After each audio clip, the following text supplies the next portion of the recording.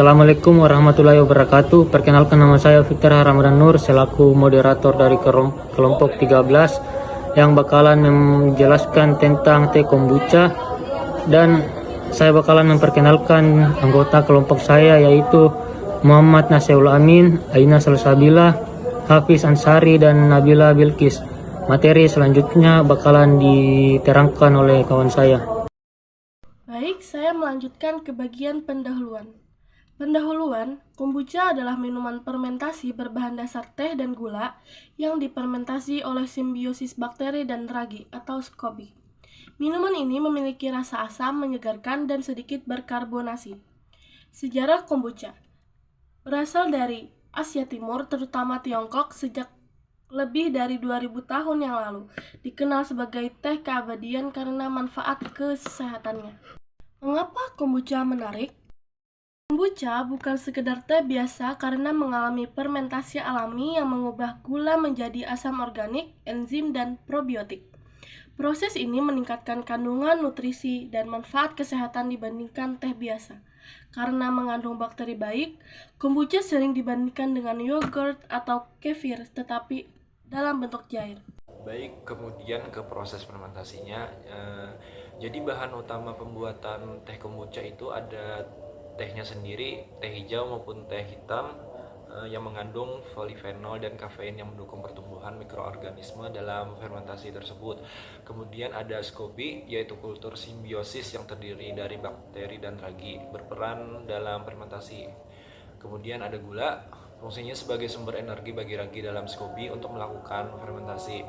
Kemudian yang terakhir ada starter kombucha, yaitu kombucha matang dari fermentasi sebelumnya yang membantu mempercepat proses fermentasi baru. Kemudian masuk ke tahapan fermentasi kombucha.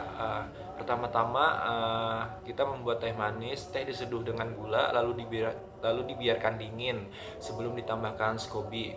Kemudian SCOBY dimasukkan ke dalam teh manis dalam wadah kaca ataupun keramik.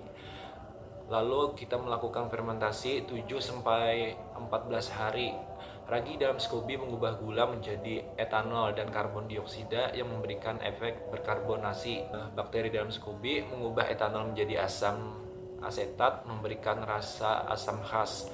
Semakin lama fermentasi, rasa kombucha akan semakin asam karena gula terus dikonversi menjadi asam organik.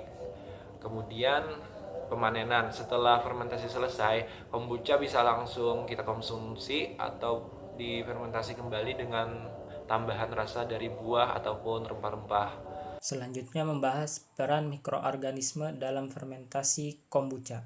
Fermentasi kombucha terjadi karena aktivitas bakteri dan ragi dalam SCOBY yang bekerja secara simbiosis.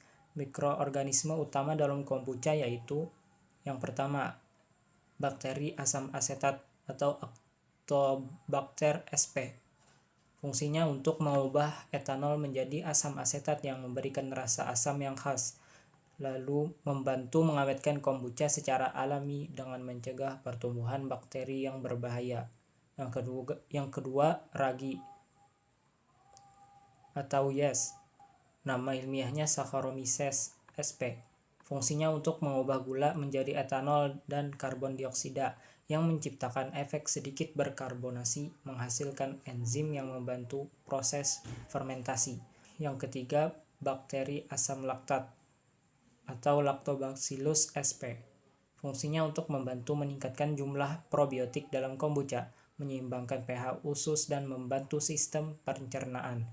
Bagaimana proses ini dapat berjalan? Selama proses fermentasi, ragi dan bakteri bekerja sama.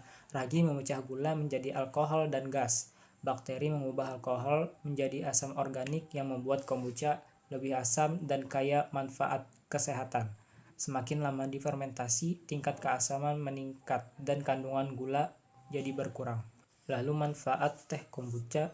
Yang pertama, meningkatkan kesehatan pencernaan karena mengandung probiotik alami yang membantu keseimbangan bakteri baik dalam usus, membantu mengatasi masalah pencernaan seperti sembelit, kembung, dan diare. Yang kedua, membantu detoksifikasi dalam tubuh karena mengandung asam glukuronat yang membantu mengikat racun dan mengeluarkannya dari tubuh. Yang ketiga, meningkatkan sistem imun. Kombucha mengandung senyawa antimikroba alami seperti asam asetat yang membantu melawan bakteri patogen. Yang keempat, membantu pencernaan laktosa. Beberapa enzim dalam kombucha dapat membantu memecah laktosa. Baik, saya akan memberikan kesimpulan dari presentasi kami. Kesimpulannya itu fermentasi teh kombucha itu menghasilkan asam organik, probiotik, dan enzim. Lalu, fermentasi teh kombucha juga melibatkan bakteri asam asetat, asam laktat, dan juga ragi. Selanjutnya, durasi fermentasi itu juga mempengaruhi rasa dan kandungan nutrisi.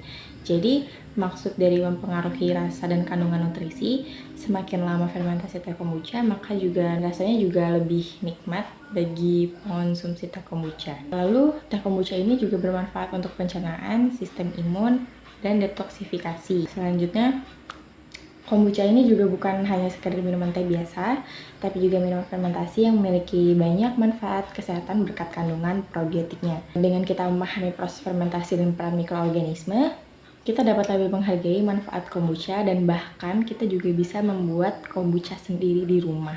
Sekian materi yang telah kami sampaikan. Jika ada kurangnya mohon dimaafkan. Assalamualaikum warahmatullahi wabarakatuh.